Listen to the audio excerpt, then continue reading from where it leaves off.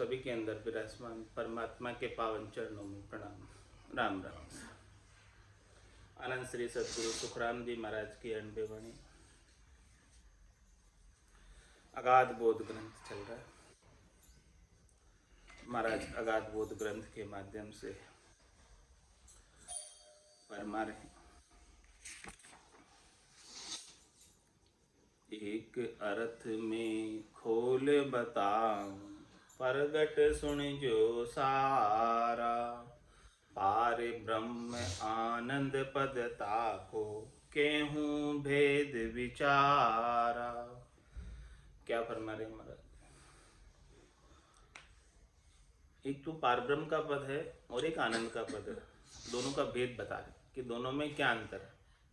पार ब्रह्म का पद कर्ता पद है, पार ब्रह्म का पद होणकाल का पद है, और आनंद का पद अकर्ता पद है, जिसमें होने का कोई काम नहीं। इनका भेद बता रहे, इनके अंदर डिस्टिंग्विश कर रहे हैं, उसमें अंतर बता रहे हैं। तो इस अंतर को जब तक नहीं समझोगे तो पार ब्रह्म परमात्मा को ही आनंद ब्रह्म मान लोगे, और आनंद ब्रह्म मानने से जन्म मरण छूटेगा नहीं। तो वो सारा खुलासा करके महाराज हमारे जो जुग की कला विद सारी, जो जुग की कला विद सारी, यो रिद्ध सिद्ध सभी होई, सत बेराग विज्ञान कहावे, यूं आनंद पद जोई। दोनों पदों का अंतर बता रहे कि संसार की कला जिस प्रकार से है वैसे रिद्धि सिद्धि हो जाती है संसार के अंदर। तो होणकाल में कला है, तो जहाँ होणकाल की कला है वहाँ पर भी करामात पर्चे हैं, करनी क्रिया है।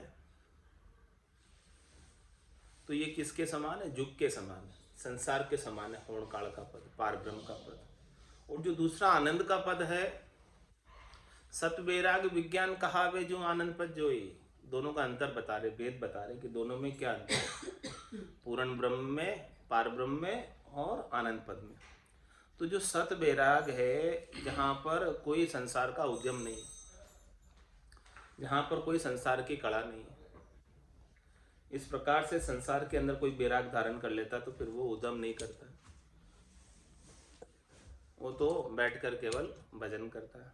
इसी प्रकार से जो आनंद पद को प्राप्त कर लेता है वो तो परम विश्राम को प्राप्त हो जाता है और वो आनंद में ही समाहित हो जाता है। फिर उसका कोई उद्यम से लेना देना नहीं, फिर उसका कोई कलाओं से, करामात से, करतूत से, रिद्धाई सिद्धाई से कोई लेना देना नहीं। पूर्ण ब्रह्म कहो तुम केवल, तामे रिद्धि सिद्ध सारी, जो कोई शहर माए सब शस्त्र, नाना विध का भारी। सब ही कहे सब जगत में होई, एक विद्या नाही, जो विज्ञान क्यों में तुमको, ताकि समझन माई। महाराज फरमाने कि आप लोग नहीं समझते हैं, इस वजह से पार ब्रह्म परमात्मा के पद को, पूर्ण ब्रह्म के पद को, होणकाल के पद को ही केवल कह देते हो। तो मैं वो बात समझा रहा हूँ खोलकर कि उसे केवल नहीं है, वो केवल नहीं है। तामे उसमें तो सब ऋषिद है, उसमें तो सब कलाएं हैं, और होणकाल से सब कलाएं लेकर आते हैं। तो वो तो कर्ता का पद है, उसमें कर्ता नहीं है पद। जो कोई शहर माए सब शस्त्र, नाना विध का भारी। जिस प्रकार से किसी शहर के अंदर अनेक प्रकार के साज शस्त्र हैं, उसी प्रकार से होणकाल परब्रह्म परमात्मा में ये उसकी रिद्ध सिद्ध होणकाल की कलाएं, नाना प्रकार के उनके शस्त्र, जिनका उपयोग करके लोगों को अनुशासित किया जाता है, त्रिलोकी को अनुशासित किया जाता है। तो सब ही कहे सब जगत में होई, एक विद्या नाही, जो विज्ञान क्यों में तुमको, ताकि समझन माही। और सब चीजें इस संसार में उपलब्ध है, चार ज्ञान तक इस संसार में उपलब्ध है। श्रुति ज्ञान, मति ज्ञान, मन प्रत्यय ज्ञान, अवध ज्ञान, चार ज्ञान तो ये संसार में देखने, सुनने, करने में, इंद्रियों तक आभास करने में आते हैं। लेकिन ये पांचवी जो ज्ञान की, केवल ज्ञान की विध है, रीत है, वो इस संसार में नहीं, जगत में नहीं, करने में नहीं है, क्रिया में नहीं है, कराने में नहीं है। ये बात महाराज समझा रहे, इसका भेद बता रहे। ये बे करने की चीज है। सब ही कहे सब जगत में हो, सब कहते हैं सब संसार में है। जो बात जहाँ तक कहने में आती है वो सब संसार तक की बात कहने में आती है, जगत तक की बात कहने में आती है, तीन लोकों तक की बात कहने में आती है। एक विध यान है, एक जो ये विध है, कौन सी विध? सत्स्वरूप की विध, केवल्य ज्ञान की विध, वो इस जगत में नहीं, त्रिलोकी में नहीं। जो विज्ञान क्यों मैं तुमको ताकि समझ न आए, जिस विज्ञान की बात मैं कर रहा हूं उस विज्ञान की समझ किसी को है नहीं।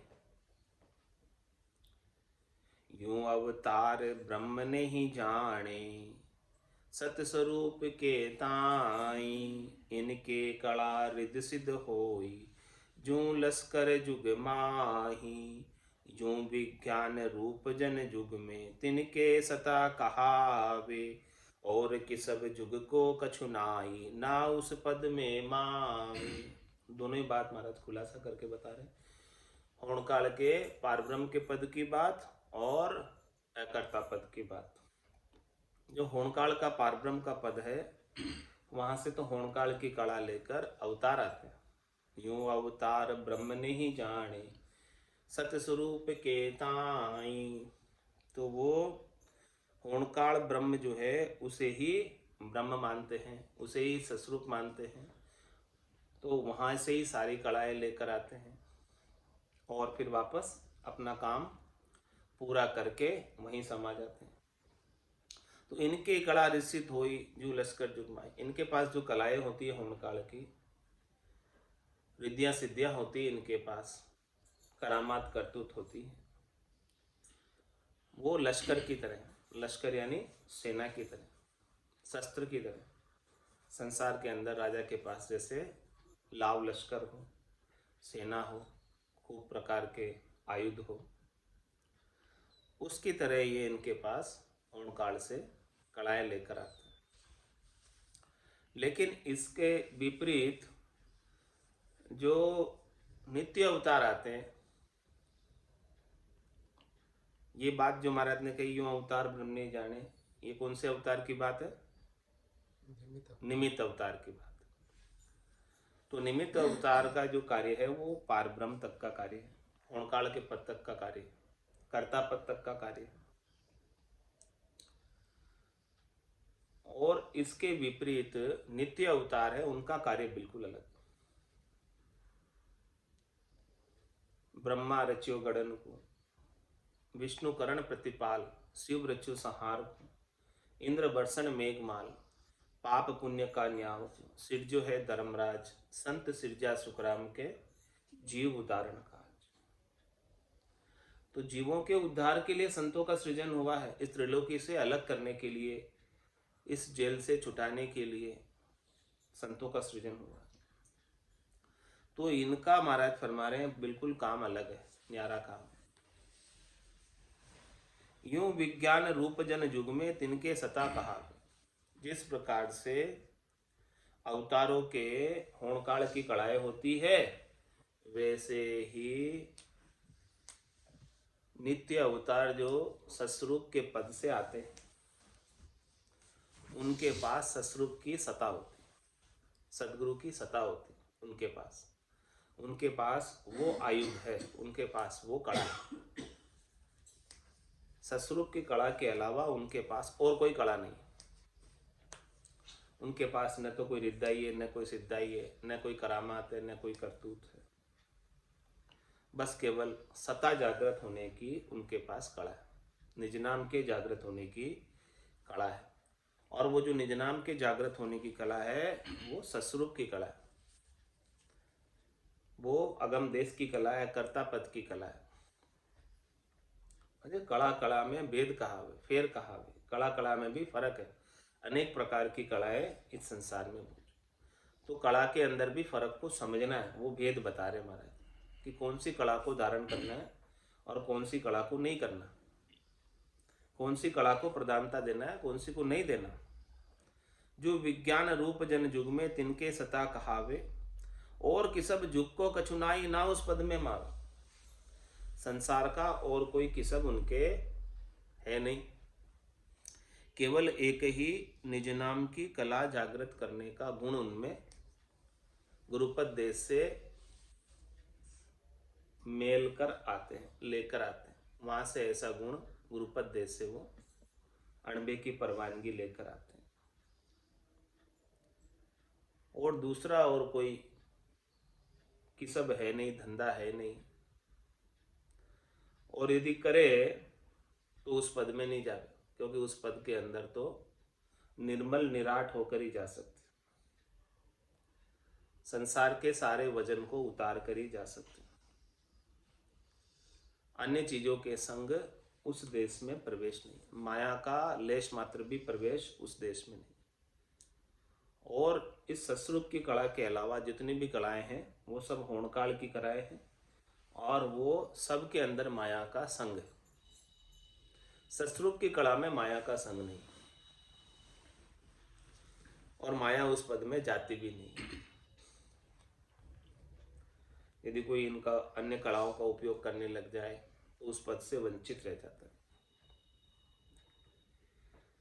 यूं सुखी राम कहे सब सुन जो, सत्य भगत विदे न्यारी। तामे काल रूप सो करणी, ज्ञान दृष्टि उर भारी। क्या फरमाए, सब सुनना, सब समझना। यूं सुखराम कहे सब सुन जो, सत भगत विधि न्यारी। सच्ची भक्ति की विधि तो अलग है। सच्ची भक्ति की विधि में क्या फरमा रहे, तामे काल रूप सो करनी, उसमें करने को तो काल माना जाता है। सच्ची भक्ति करने को काल माना जाता है। क्यों काल माना जाता है करनी को? क्योंकि करनी किया कशा वो काया, सब फलदायक दिन। कह सुखराम राम बिन रटिया, फिर 84 दिन करनी करोगे तो फिर 84 माना पड़ेगा। चाहे वो कैसी भी करनी करो, पाप की करो, पुण्य की करो, जैसी भी करनी करोगे उसका फल भोगने के लिए फिर आना पड़ेगा। तो इस सत्स्वरूप की कला के अंदर, सत भक्ति के अंदर करनियों को प्रधानता नहीं दी जाती है, करनियों की उपेक्षा की जाती है। करनियों से उदासीन रहने को कहा जाता है, तटस्थ रहने को कहा जाता है कि आप करनियों के अंदर मत प्रवृत्त हो। कैसी भी करनी करोगे उसका फल तो अवश्य ही भोगना पड़ेगा। इसीलिए ये बेटर है कि सभी प्रकार की करनियों से आप अलग हो जाओ और केवल पाप पुण्य दोन्यासु न्यारा, भरम करम दोन्यासु न्यारा, जहां सु रहो लिवलाई। कै सुकराम राम बिन जग में सभी कर्म उपाय। जहां में काल रूप सो करनी, काल रूप करनी को क्यों बताया कि सभी कर्म उपाय, इसीलिए काल रूप बताया कि कोई भी करोगे जे जे उठ उपाय करीजे, जीव मरे सब माई। कुछ भी उठकर उपाय करोगे, कुछ भी काम करोगे, कुछ भी जाओगे, बाहर भी जाओगे तो पाँव के नीचे आकर अनेक जीव हथनी आ जाएंगे और उनका भी पाप वापस भोगना पड़ेगा। तो ताम्य काल रूप सो करनी, इसलिए यहाँ पर सत भक्ति के अंदर सभी प्रकार की करनी और क्रिया की मनाही है। मनाही का मतलब काल रूप है, इस भक्ति के लिए बाधक है, विघ्न है। भक्ति में कोई भी करनी और क्रिया करते हैं तो वो नुकसान पहुंचाती है सद्भक्ति। काल रूप किसे कहते हैं? जो नुकसान पहुंचाने वाले, यही हो गया ना अर्थ। ताम्य काल रूप सो करनी, काल है भाई, ये मत करो। महाराज कह रहे हैं मत करो, काल है। ताम्य काल रूप सो करनी, और ज्ञान दृष्टि और भारी। पूर्व में तो ज्ञान की दृष्टि रहती है जिसमें करने का कोई लेना देना नहीं, बस ज्ञान को ही प्रधानता है। और ज्ञान में भी केवल केवल्य ज्ञान को प्रधानता है, बाकी चार ज्ञानों को प्रधानता नहीं। न तो श्रुत ज्ञान को प्रधानता है, न मति ज्ञान को प्रधानता है, न मन प्रत्यय ज्ञान को प्रधानता है, न अवध ज्ञान को प्रधानता। इन चारों को प्रधानता नहीं देके केवल ज्ञान दृष्टि, केवल ज्ञान की दृष्टि, हृदय में ब्रह्म का विचार, हृदय में भीतर में परमात्मा के प्रति प्रेम हृदय के भीतर बराबर बना रहता है और उनसे मिलने की विरह लगी रहती है। हृदय में प्रेम का भाव, विरह का भाव जागृत रहता है और प्रेम पीड़ के साथ राम जी के नाम को पुकारते हैं। या सदगुरु की पारखा सुन जो चित्ते कान, केवल बिन सुखराम के भजे न दूजो आन। ये सदगुरु की परख बताई है महाराज ने कि भाई उनके ज्ञान दृष्टि और भारी, ऐसी ज्ञान की दृष्टि है, केवल्य ज्ञान की दृष्टि है, केवल्य ज्ञान के अलावा किसी भी प्रधानता नहीं है। कहे सुखी राम सुनो सब ज्ञानी, समझ भेद यूं लीजे, केवल ब्रह्म परे पद पूरण, ताको सुमिरण कीजे। महाराज कह रहे मैं समझा रहा हूं ज्ञानियों को। कौन से ज्ञानियों को समझा रहे? सस्वरूप के ज्ञानियों को नहीं, 4 ज्ञानियों को समझा रहे, 52 अक्षरों के ज्ञानियों को समझा रहे, हद बेहद तक लगे रहने वाले ज्ञानियों को समझा रहे। कह सुख राम सुनो सब ज्ञानी, समझ भेद यूं लीजे। किसका समझो, किसका भेद लो? केवल ब्रह्म परे पद पूर्ण, जो केवल्य ब्रह्म है, जो आनंद पद है, वो पूर्ण पद के परे है। पूर्ण पद किसे कहते हैं? सृष्टिकर्ता परमात्मा का पद, होणकाल ब्रह्म का पद, कर्ता पद से आगे है। जब तक उस कर्ता पद से आगे की समझ नहीं करोगे, वो कर्ता पद से आगे की समझ तो केवल संतों की, सदगुरु की, केवली भगवंतों की कृपा से ही हो सकता है, इसके बिना नहीं हो सकता। क्योंकि ये समझ में नहीं, बुद्धि की सामर्थ्य नहीं है कि इस केवल्य ज्ञान को समझ सके, क्योंकि ये बुद्धि के परे की चीज है, मन की पहुंच नहीं है इसमें। संतो कैया पत्नी आवे, वो संतो कैया पत्नी आवे, कृपा करे दया गुरुदेव जी, जब शिष्य का भ्रम जावे। श्वासा बिना पवन बिन पीवन, जहां मन निजमन नाही, सूरत निरत नहीं चित चेतन, वस्तु अमोलक कोई। ऐसी अमोलक वस्तु, इंद्रियातीत वस्तु, अगम अगोचर वस्तु की समझ कैसे हो सकती है? तो समझ से बाहर है। और ज्ञानी अर्थ माय सो खोजे, यो अर्थासु ही न्यारो, क्यों कर मिले पंडित को साहेब सस्वरूप विचारा। ये सस्वरूप का विचार मिलता ही नहीं है ज्ञानियों को, पंडितों को, क्योंकि वो अर्थों में खोजते हैं और ये अर्थों से न्यारा है। तो कहे सुखी राम सुनो सब ज्ञानी, समझ भेद यूं लीजे। इस प्रकार से समझो और इस प्रकार से इस सस्वरूप के ज्ञान का, केवल्य पद का भेद लो। क्या भेद लो? कि केवल ब्रह्म परे पद पूर्ण, पूर्ण पद से परे है, पूर्ण पद से आगे है। तुम पूर्ण पद को ही केवल ब्रह्म मत मान बैठना। यदि वहां तक ही केवल ब्रह्म मान लोगे, पूर्ण पद को ही, तो फिर पहले आया था पूर्ण पद से ही, वापस क्यों नहीं आएगा? तो ताको सुमरण कीजिए। सुमरण भी करना है तो क्या मंजिल को ध्यान में, क्या लक्ष्य को, क्या टारगेट को करके सुमरण करना है? राम जी के नाम का सुमरण करना है तो कौन से राम जी का सुमरण करना? एक राम दशरथ गढ़ डोले, एक राम घट घट में बोले, एक राम का सकल पसारा, एक राम है सब सुन्यारा, 3 राम है लोक व्यवहारा, चौथे राम का करो विचारा। तो ताको सुमरण कीजिए, चौथे राम जी का सुमरण करो। लेकिन उन राम जी का सुमरण तो करने में नहीं आता। राम कागदा ऊपर मंडे नहीं, मुख और जिब्या पे आवे नहीं, रूप देख देखण के माई, दिष्ट मुष्ट में आवे नाई। हे भूप निज नाम मुख माय नहीं आवे, ज्ञान गम्य सोजा गतनाय पावे, तत्व रूपी गुरु की दिल में भाई, निज नाम जागे शिस्तन न माही।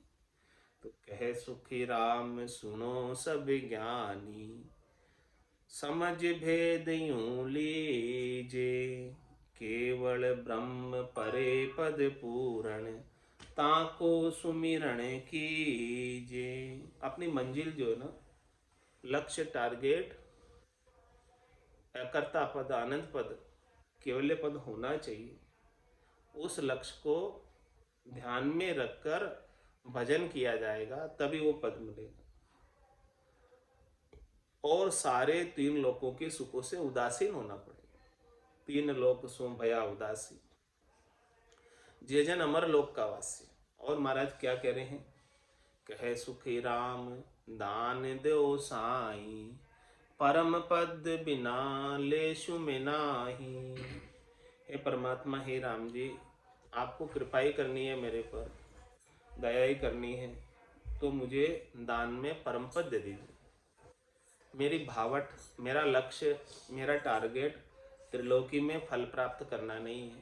त्रिलोकी में कोई पदवी नहीं चाहिए मुझे, त्रिलोकी का राज नहीं चाहिए, त्रिलोकी का सुख नहीं चाहिए। मुझे तो बस केवल परम पद चाहिए, आपके चरणों में हमेशा हमेशा के लिए स्थान चाहिए। ऐसे स्थान पर मुझे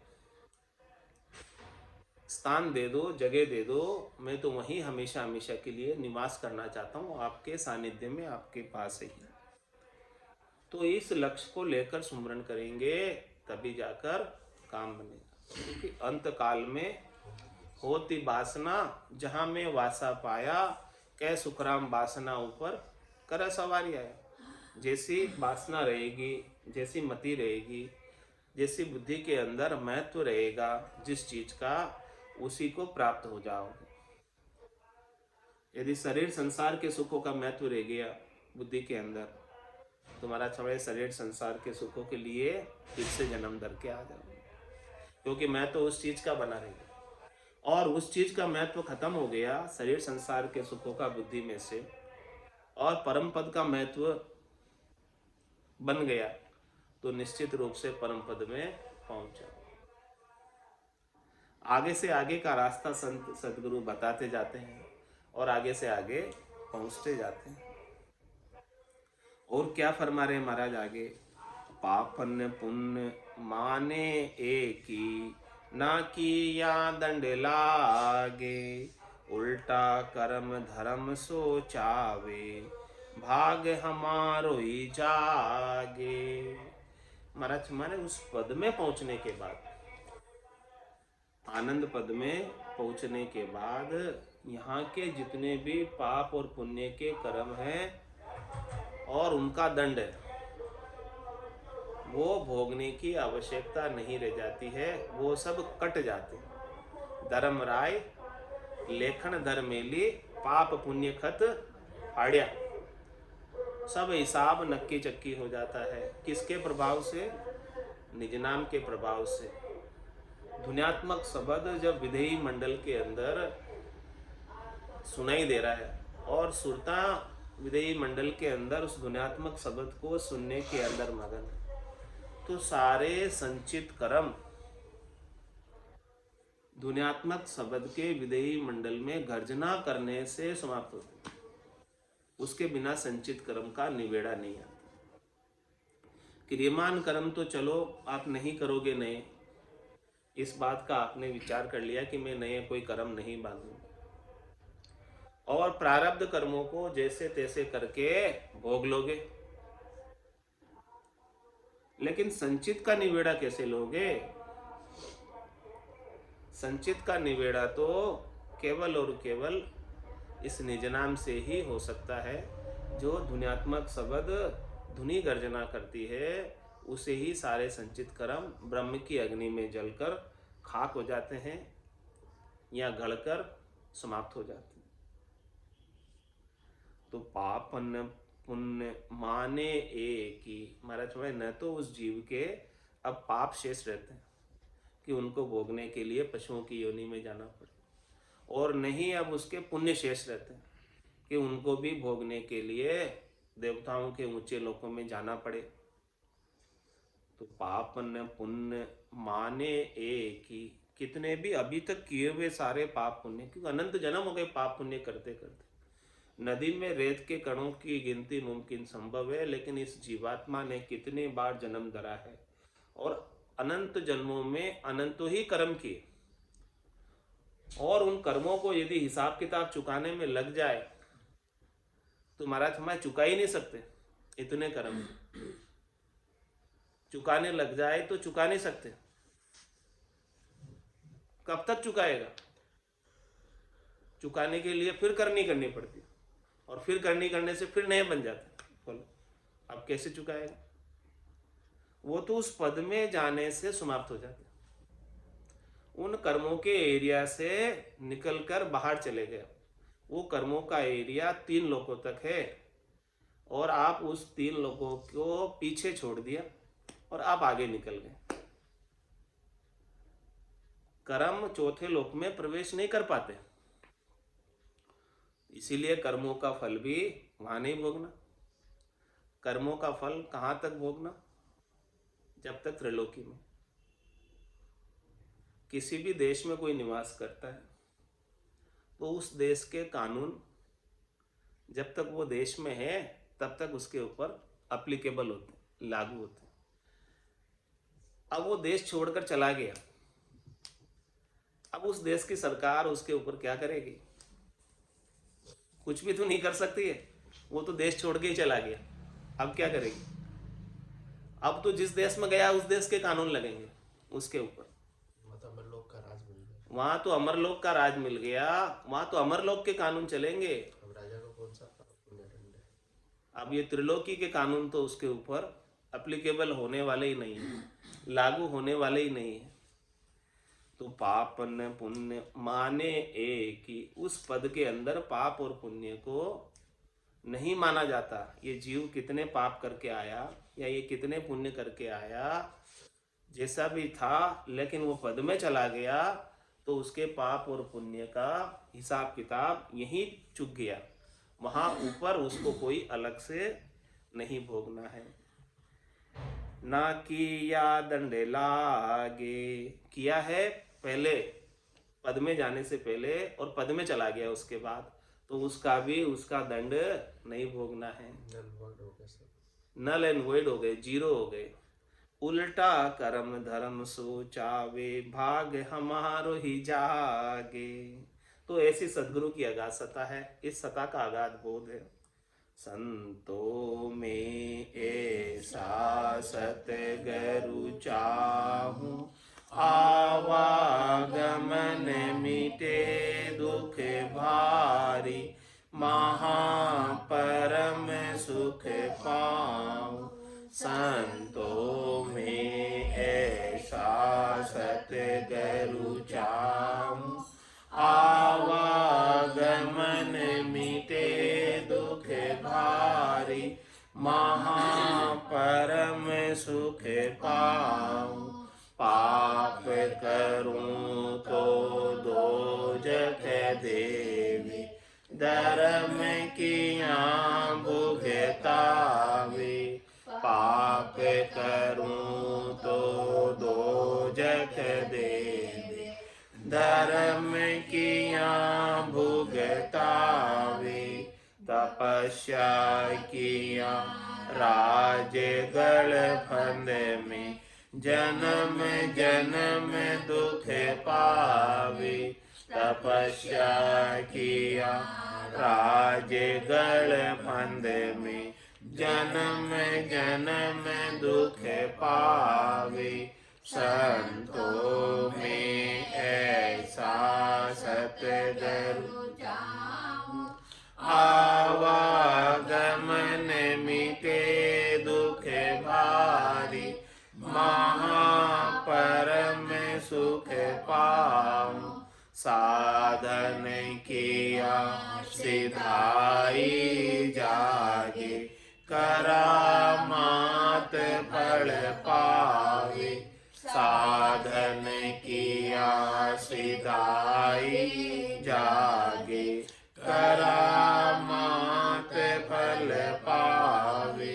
बुरो रे भलो काहू को बंछे, यूं कर नर कहाँ जावे। बुरो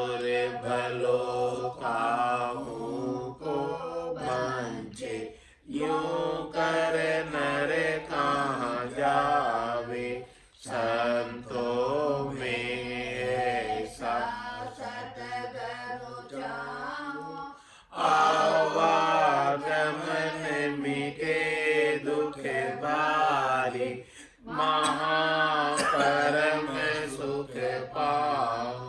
किरिया किया करम शिर बंधे, ग्रह आवदम टूटे। किरिया किया करम शिर बंधे, ग्रह आवदम टूटे।